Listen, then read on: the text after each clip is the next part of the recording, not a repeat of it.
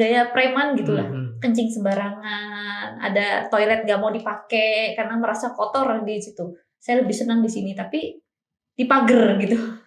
Di depan rumah? Depan rumah, di teras. Salam Padi, podcast Dhamma Vihara. Oke, Sobat Padi, kembali kita akan melakukan bincang-bincang nih dengan tamu spesial kita kali ini ya. Namun sebelumnya izinkan saya membuka dengan pantun dulu ya. Jalan-jalan ke kota Blora. Cakep. Tidak lupa makan satenya. Cakep. Selamat menyaksikan podcast Dhamma Vihara.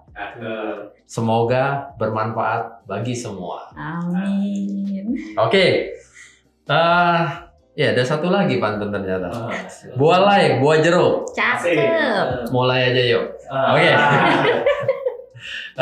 Kali ini podcastnya kita mengundang satu lagi tamu spesial ya.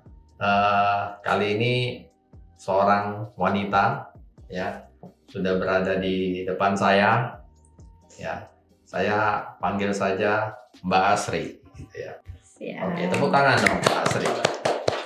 Oke, singkat Mbak Asri ini saya mesti bilang adalah pelopor ya atau pionir untuk rumah singgah untuk kanker ya. Yang saat ini sudah berada di 3 kota, Banjarmasin, Samarinda, dan Balikpapan. Oke, nanti seperti apa rumah singgah ini saya akan explore lebih lanjut ya dengan narasumber kita kali ini ya. Visi misinya seperti apa kita tanya aja langsung. Oke, saya mulai dulu Mas Ri. Ketika kita ngomong rumah singgah nih ya, mungkin kita udah punya bayangan lah, maksudnya ini rumah singgah gitu kan, seperti itu ya. Secara singkat sebenarnya kenapa sih harus rumah singgah gitu intinya? Ya karena digunakan untuk tempat tinggal sementara. Oke. Hanya datang, kemudian menggunakan tempatnya, sudah selesai ya bisa pulang atau pergi gitu. Artinya pasien datang karena dokter yang harus ditemui jauh dari kota asalnya ya, sehingga disediakan rumah singgah dulu selama dia berobat. Setelah selesai balik lagi gitu. Balik lagi. Oke. Nah, sekarang saya perlu tanya dulu nih, sebenarnya kalau bicara background Mbak Asri sendiri ya, itu apa hubungannya sama, ini kan rumah singgah untuk kanker gitu ya, apa hubungannya dengan kanker gitu? Kalau hubungannya dengan kanker, memang rumah singgah kanker ini kita pergunakan sebenarnya salah satu tujuannya untuk mengedukasi banyak orang tentang ketabuhan tentang kanker-kanker yang beredar di masyarakat awam kanker. Nah, jadi dan kebetulan juga Kalimantan Timur ini kan salah satunya sudah menjadi rujukan nasional keempat untuk pelayanan kanker ya, untuk pelayanan medisnya. Sehingga ada muncullah seperti apa sih masalah sosial yang ada di lingkungan masyarakat. Nah, salah satunya adalah tempat tinggal. Nggak semua orang mampu untuk sewa kamar, hotel, kos-kosan atau rumah kontrakan. Seperti itu sih. Saya lebih lanjut. Sebenarnya latar belakang Mbak Asri ini apa yang kaitannya dengan kanker gitu? Latar belakang pendidikan? Ya, dari pendidikan mungkin, atau mungkin dari lingkungan keluarga sendiri, ada hubungannya nggak dengan kanker itu gitu? Kalau dari lingkungan keluarga nggak ada. Alhamdulillah nggak ada. Tapi terkait itu 2010 kan kita ada riset terkait dengan edukasi tentang kanker payudara. Riset dalam artian ini dalam kondisi Mbak Asri apa, pendidikan. Atau pendidikan. Kemudian panjang gitu jalannya sampai akhirnya ternyata bukan hanya edukasi yang harus diberikan, tapi memang harus benar-benar tempatnya supaya orang melihat secara langsung bahwa memang ada kondisi yang harus diwaspadai untuk setiap orang. Seperti itu. Dengan adanya Rumah Singgah Kanker itu sebenarnya menjadi media untuk edukasi untuk masyarakat awam kanker yang nggak tahu soal kanker itu apa sih atau malah takut gitu. Yes. Seperti itu. Nah, berarti kalau bicara masalah edukasi tadi atau latar belakang pendidikan Mbak Asri ini kan berarti pada saat kuliah ini mengambil Fakultas Kesehatan Masyarakat ya tadi ya, baik di S1 maupun S2 ya. Sebenarnya apa bedanya nih Fakultas Kesehatan Masyarakat gitu ya dengan kedokteran, ya kan? Lebih mensupport di mananya nih di bagian Kalau itu? di kesehatan masyarakat itu lebih ke arah edukasi kepada masyarakat. Dia banyak banyak pilar-pilar untuk kesehatan masyarakat. Nah, salah satunya di promosi kesehatan masyarakat. Nah, disitulah peran dan dari teman-teman dari promosi kesehatan ini untuk lebih mengedukasi masyarakat awamnya. Kalau kedokteran kan lebih ke arah medis seperti itu. Tapi kalau untuk kesehatan masyarakat turunnya ke masyarakat langsung. Nah, kalau di FKM sendiri itu penjurusannya gimana? Apakah per penyakit? Enggak. Atau perminatan dia ada epidemiologi, ada promosi kesehatan, ada gizi, ada K3, kesehatan tenaga kerja, dan ada biostatistik untuk masyarakat, seperti itu. Oke. Nah, jadi dari jurusan itu berdasarkan minat apa yang dipilih? Promosi kesehatan. Promosi kesehatan. Oke. Di sini yang saya pengen tanya juga. Sebenarnya kan kita punya banyak pilihan kan. Selain kanker, mungkin kita bisa memilih untuk ke jantung atau ke apa gitu. Nah, yang saya tanyakan kenapa sih pilihan itu jatuh di kanker gitu? Pada waktu itu ya 2010 itu kita ngeriset tentang bagaimana sih bisa mengedukasi remaja terkait kanker payudara, deteksi dini kanker payudara. Nah, ternyata memang sangat orang-orang tuh pada nggak tahu gitu. Seperti apa sih deteksi dini kanker payudara itu, dengan sadar itu aja sangat awam gitu, melakukan untuk diri sendiri. Nah, itu sangat awam. Nah, akhirnya mencoba untuk mengolah media video pada waktu itu. Nah, berarti kalau ngomong riset ini itu tugas akhir maksudnya? Iya. Oh, tugas akhirnya. Itu di S1 atau S2 ya? S1 dan S2. Oh, sama. Kebetulan ngambil tugas akhirnya sama untuk ke arah kanker payudara saat itu. Pada itu. Nah, ngelihat kondisi masyarakat yang istilahnya apa ya, minim edukasi gitu ya. Jadi kan kalau kita tahu, oh ini minim edukasi gitu, ya kita jadi penyuluh aja gitu. Iya kan? Loh, terus berlanjut, apa awalnya memang penyuluh atau gimana? Atau langsung rumah singgah gitu? Enggak, awalnya jadi sering ngumpulin remaja. Kita ada di komunitas namanya Sadari Foundation pada waktu itu. Jadi banyak teman-teman dari remaja, kita kader untuk melakukan menyebarkan kembali tentang edukasi tentang sadari, deteksi dini dengan pemeriksaan payudara sendiri. Nah, setelah itu berlanjut terus sampai tahun 2012 kita coba untuk lebih lanjut turun ke daerah di Surabaya. Pada waktu itu pergi ke museum kanker yang pertama kali di Indonesia. Nah, kemudian ternyata di sana tuh ada yang namanya sekelompok teman-teman dengan pasien kanker. Nah, komunitas paliatif di sana sih sebenarnya. Oh, itu pasien. Lebih lanjut turun ke sana, terus kita melayani seperti itu sampai. Gini, saya maksudnya mau balik dulu sebelum ke 2012 itu penyuluhan itu. Itu pada saat itu 2010 berarti di riset yang S1 atau S2? Itu sudah di S2. S2, oke. Itu di mana tempatnya? Balikpapan. Oh, itu di Balikpapan saat itu. Sekitar 2 tahun penyuluhan remaja. Itu apa? Caranya datang ke sekolah-sekolah atau gimana? Iya, kita datang ke sekolah-sekolah. Kemudian memberikan pengkaderan untuk OSIS. Itu tingkatan SMP, SMA, SD? SMA. Kok saya nggak ketemu ya 2010. Ya. Berarti masuk ke sekolah-sekolah kurang lebih 2 tahun gitu. Itu khusus Balikpapan aja? Khusus Balikpapan. 2 tahun itu Balikpapan aja? 2 tahun. Oh, Jadi kita nyebar lama tim juga. untuk pengkaderan di Balikpapan. Waktu itu berapa orang ininya aktivisnya saat itu? Cuman ada 10 orang.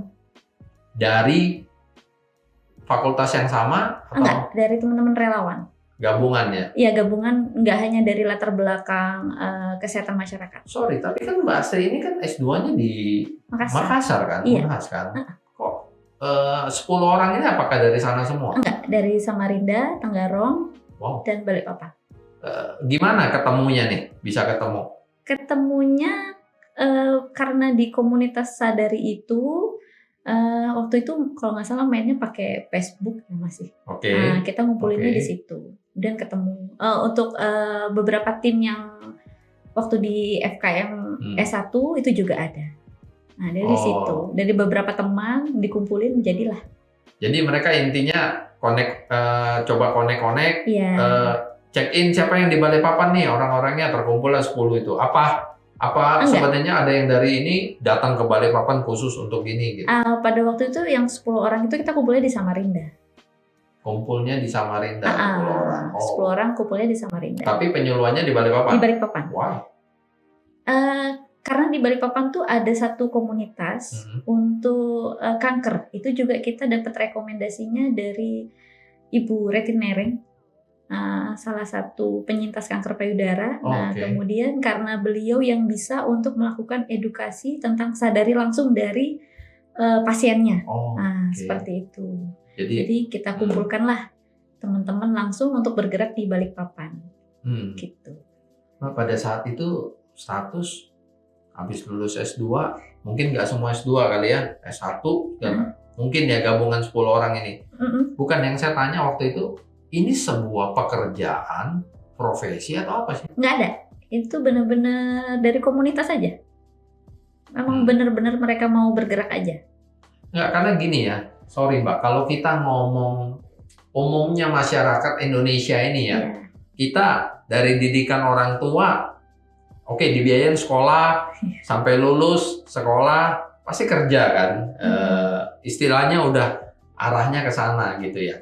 Makanya saya tanya tadi, ini sebuah pekerjaan kah? Ini sebuah profesi kah? Atau bener-bener, ya udah ini relawan gitu. Relawan jawabannya gitu kan. Nah itu pasti kan ada pertanyaan lanjutan kan. Tuh, gimana orang tua dari 10 orang ini? Memperbolehkan sepertinya, karena tidak pernah ada komplain. Mantap, luar biasa berarti ya kalau dari hubungan orang tua. Kalau kebetulan juga teman-teman yang 10 orang itu juga sebenarnya teman-teman yang apa sih kayak merantau gitu. Ya. Dan ada yang masih kuliah gitu. Jadi pas ngisi waktu senggang ya mereka main. Ada yang kerja juga mungkin? Pada waktu ada yang kerja. Oke, Mbak Astri sendiri tidak kerja, tidak kuliah? Kerja. Oh, saat itu udah kerja gitu ya. Oke. Ya itu yang mungkin jadi pertanyaan. Jadi sebenarnya bukan murni relawan gitu. Lebih ke ngisi waktu ya. Cuman ngisi waktunya juga banyak. Volunteer sih kayak jatuhnya tuh ya memang relawan yang satu bidang itu gitu. Iya. Kan kalau mungkin bahasa orang-orang ini relawan itu kan kayak yang ada bencana. Oke.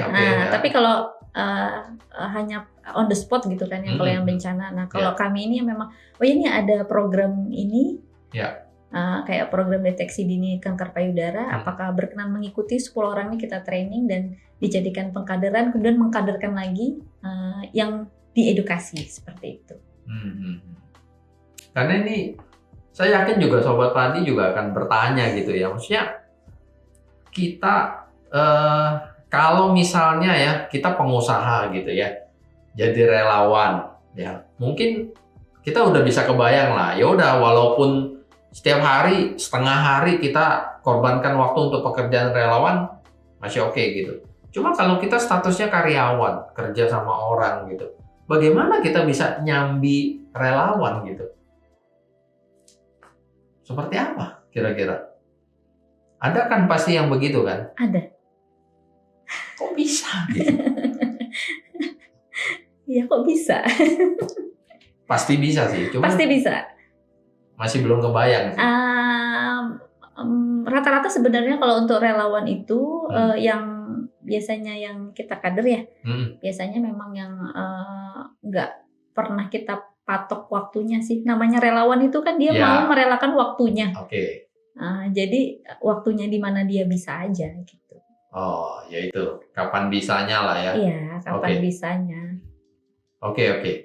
Ya, kebayang sih kalau itu. Jadi karena kita pikir relawan ini udah kayak satu pekerjaan gitu, profesi yang waktunya ternyata enggak, agak fleksibel juga gitu ya. Harus seperti itu sih sebenarnya. Ya. Oke. Nah, kita lanjut tadi 2012 museum pertama di Surabaya, museum kanker pertama gitu ya. Kenapa cerita museum itu? Baru tahu juga sih sebenarnya pada tahun itu ada museum kanker pertama dan yang jadi pionir untuk yayasan kanker yang sekarang ada di Indonesia ya. Dulu itu yang pertama gitu, yayasan kankernya. Kemudian dia itu dengan keluarga yang dokter, kemudian ibunya juga seorang pasien kanker, kemudian karena mereka keluarga yang bisa dokter ya, yang operasi, kemudian bisa dimuseumkan, oh ini kanker payudara bentuknya, ini kanker testis bentuknya seperti ini. Jadi pada waktu itu diundang untuk tahu museum itu.